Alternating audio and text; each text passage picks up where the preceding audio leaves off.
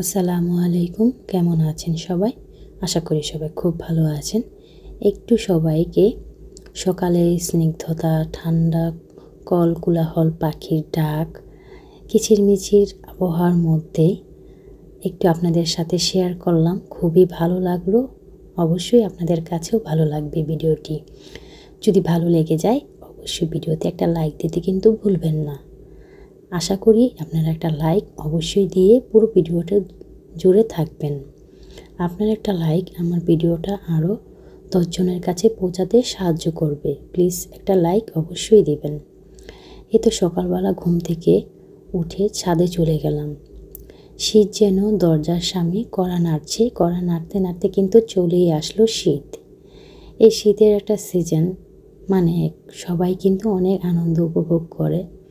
আমার শীতের সিজনটা কেন জানি ভালো লাগে না, কারণ শীতের সময় কিন্তু খুবই একটা অলসতা মানে কাজ করে শরীরে। একেবারেই মনে করেন মানে শীতের একটা আবহাওয়া চলে আসে, শরীরেও তেমন একটা ভালো থাকে না, তেমন আবার ঘরের কাজকর্ম কিন্তু করতে অনেকটাই আলসামানি লাগে। তবে আবার এক তো ছোট দিনে তো কাজ করা মহা বড় মুশকিল। খুবই খারাপ একটা অবস্থা। আজকে কিভাবে এই শীতের সিজনে বারে বাজার জাতকর না করে মানে একেবারে কিভাবে প্রায় 16 থেকে 1700 টাকার মধ্যে সারা মাছের সে শুকনো বাজার আছে করে একেবারে মনে করেন 1 মাসের জন্য কিন্তু স্থির ঘরে থাকতে পারবেন। বারবার আর তেমন বাজারে যাওয়া লাগবে না। সেটাই নিয়ে থাকছি আজকের ভিডিওটি। আই হোপ আপনাদের কাছে অবশ্যই ভালো লাগবে। উপরে চলে আসলাম। আজকে খুবই হালকা পাতলা একটা নাস্তার আয়োজন করেছি, বেশি কিছু করিনি, চা আর রুটি। তারপরে তো দুপুরে রান্নাবান্না করলাম বিরিয়ানি। এই ভিডিওটা ছিল রবিবারের ভিডিওটা, তাই তেমন একটা ছাড়া হয়নি। ভিডিওটা ছাড়বো করে ছাড়া হচ্ছে না। ইদানিং কিন্তু হঠাৎ করে শীতটা পড়ে গেছে, আর শীতে মানে এমন একটা সিজন, আমার যতদিন শীত থাকবে ততদিন আমার ঠান্ডা লেগেই থাকবে। মানে আজকে 4-5 দিন ধরে তেমন একটা ভিডিও দিতে পারছি না। 4-5 দিন একেবারে আমার গলাটা ভাঙ্গা ছিল, খুবই পরিমাণ ঠান্ডা ছিল, হাঁচি কাশি একেবারেই খুবই খারাপ অবস্থা। আজকে একটু শরীরটা ভালো, তাই চিন্তা করলাম একটা নতুন ভিডিও আপনাদের সাথে শেয়ার করি। ভিডিওটা তো শুক্রবারে তেমন একটা, যেহেতু শুক্রবারে সবাই বিরিয়ানি ভালো মন্দ একটু রান্নাবান্না করে, তেমন আমার শুক্রবার দিন রান্নাবান্না করা হয়নি। আমি এই তো আজকে রবিবারে করলাম, যেহেতু শরীরও তেমন একটা ভালো ছিল না, বাচ্চাদের শরীরও খুবই খারাপ। ভালো মন্দ রান্না করার সময় কিন্তু যদি শরীর ভালো না থাকে ভালো মন্দ কিন্তু তেমন একটা খাওয়াও হয় না। রান্নাবান্নাও তেমন একটা করা হয়নি, খুবই হালকা পাতলা সিম্পল রান্নাবান্না করি। দিনগুলা চালিয়ে নিয়েছি। অসুস্থতার সময়কালীন কিন্তু এভাবে কিন্তু চলতে হয়। তারপর আজকে আবার একটু বাজার সদাই করা লাগবে, যেহেতু শীত চলে এসেছে। বারবার কিন্তু বাজারে তেমন একটা যেতেও ভালো লাগবে না, যেহেতু একা হাতে সংসারটা সামলাতে হয়। একা হাতেই সব কিছু বাজারে যে যা লাগে উপকরণ সব কিছু নিজে একা হাতেই কিন্তু আনতে হয়। এই জন্য চিন্তা করলাম যত শুকনো বাজার আছে যাতে আমার সারা মাসও কিন্তু যাতে না যাওয়া লাগে, 1 মাসের বাজারটা আমি করে নিই। তারপর এই তো বিকেল হয়ে রাতও হয়ে গেল, আমি বাজারে চলে গেলাম। বাজার নিয়েও এসে পড়েছি। বাজারে গেল কিন্তু তেমন একটা ভিডিও করা হয়নি, যেমন আমি মোবাইল নিয়ে যাই না, কারণ বাজারের সময় নানান একটা প্যারার মধ্যে থাকে, বাজার সদাই করতে হয়, এক এক জায়গায় যেতে হয়। এই জন্য কিন্তু তেমন আমি মোবাইল নিয়ে যাই না। তারপরে তো দেখেন আমি অনেক বাজার টাজার করে এনেছি। এখানে প্রায় 16 থেকে 1700 টাকার বাজার আমি সারা মাসে কিভাবে করেছি আর কিভাবে কিনেছি সব কিছু আপনাদের দাম অবশ্যই বলে দেব। এখানে পেঁয়াজের দাম এখন বর্তমানে যে বাজারের দাম, মানে কি বলবো, খুবই ব্যয়বহুল।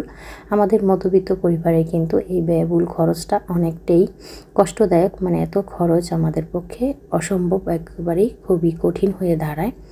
যেমন তো সবজি, তারপরে গ্রোসারি আইটেম, তারপর শুকনো বাজার সব কিছুই কিন্তু খুবই পরিমাণের দাম, সবই দাম।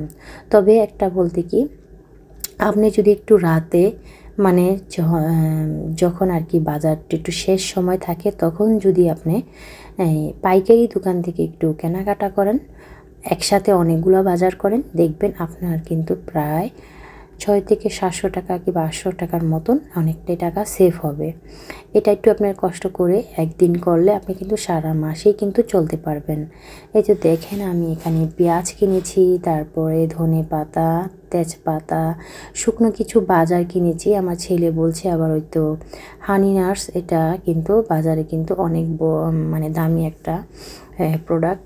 আমার ছেলে অনেক দিন ধরে খেতে যাচ্ছে, তো আমি চিন্তা করলাম, বাবা বললাম যে যেগুলা দিয়ে বানায় আমরা যদি অল্প অল্প করে কিনে বাসায় বানিয়ে নিই, এটা কিন্তু তোমার অনেক টাকা সেভ হবে।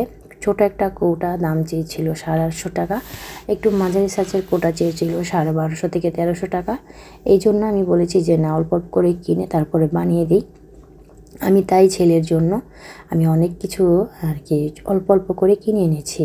এখানে ছিল বাসমতি চাল, তারপরে যে কিছু শ্যাম্পুর পাতা, এগুলো আমি 2 পদের 12টা করে এনেছি। তারপরে জিরা, এখানে জিরা ছিল, তারপরে তো বাদাম ছিল, খুবই পরিমাণ অল্প অল্প করে কিনে নিয়েছি। তারপর হয়েছে মাসকলাই ডাল, লাল চিরা, আখরোট, খেজুর, তারপর 2 পদের বাদাম, সিমের বিচি, অনেক কিছুই কিন্তু ছিল।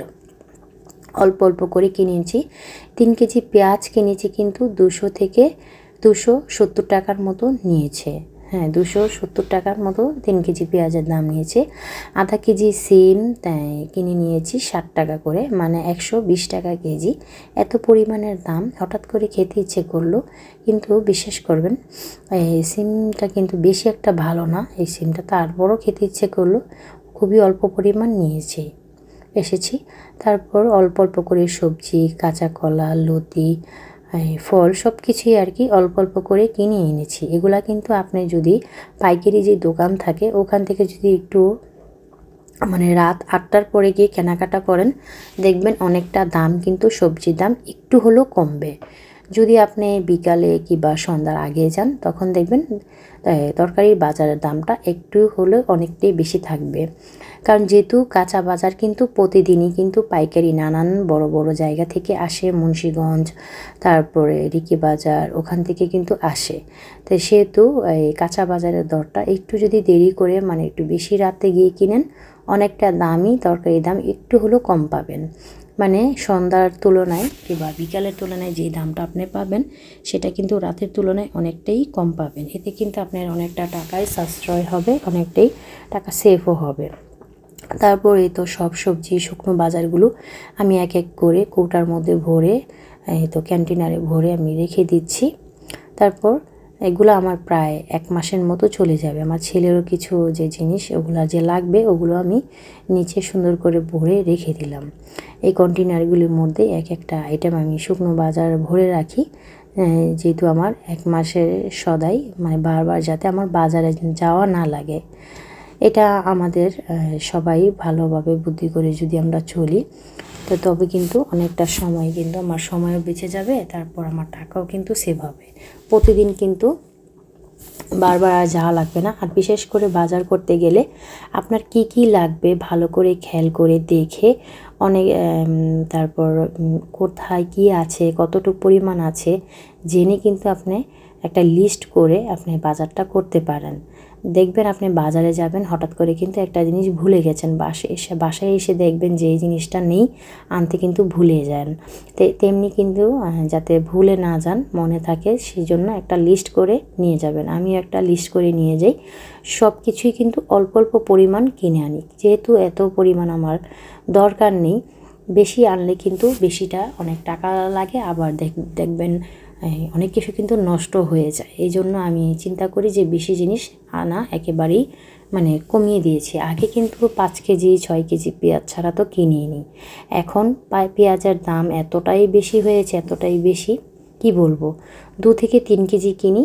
আগে যেমন 5 কেজি পেঁয়াজ 1.5 মাস কিংবা 2 মাসের কাছাকাছি আর কি হয়ে গিয়েছে, কিন্তু এখন 2 কেজি পেঁয়াজ দিয়ে আমার প্রায় 20 দিন 25 দিন চলে যায়। 3 কেজি পেঁয়াজ 1 মাসেরও বেশি চলে যায়। কী পরিমাণ এখন আর পেঁয়াজটা খাই এটাই একটু ভাবেন। যাই হোক, এভাবে কিন্তু আমাদের বুদ্ধি করে চলতে হয়, যেহেতু বাজারের দাম অনেকটাই বেশি। এই জন্যই আমরা বুদ্ধি করে যদি চলি সংসারের মধ্যে কিন্তু অনেকটা টাকা সেভও হবে ও আমাদের অনেক টাকা কিন্তু বেঁচে যাবে। আজকের মতো ভিডিওটা আমি এখানে রেখে দিলাম। পরবর্তী ভিডিও দেখার আমন্ত্রণ জানিয়ে এখানে আমি বিদায় নিচ্ছি। আল্লাহ হাফেজ, আসসালামু আলাইকুম।